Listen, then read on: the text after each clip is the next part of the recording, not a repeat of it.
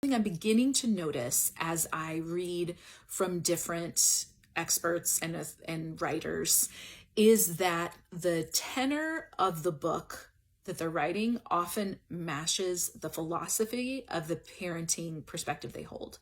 For instance, James Dobson, who holds this kind of common sense authoritarian approach, writes with a kind of blustery mansplaining approach where he's like, here's how it is. And you have maybe Tripp writing about the child's heart and this nouthetic approach with a level of sincerity and zeal that you can kind of feel through the page. You can feel the spiritual energy through the page. And of course, spiritual authority is going to show up a lot there. When you read Wilson's stuff, whose persona is kind of this brash, we will laugh about things and it will all be merry, even when we're talking about violent terms. That comes across in the examples he chooses, where he's kind of laughing about violence. So I find that really interesting how it flavors it.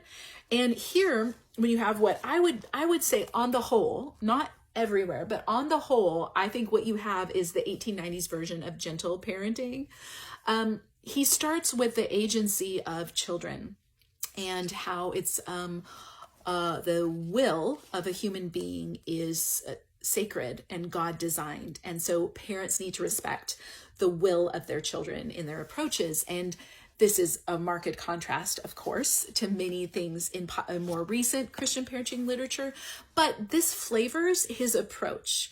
Even the way he's writing then is a little bit more respectful of the reader's will and their ability to choose to accept or reject his hints. So I find that meta level really interesting.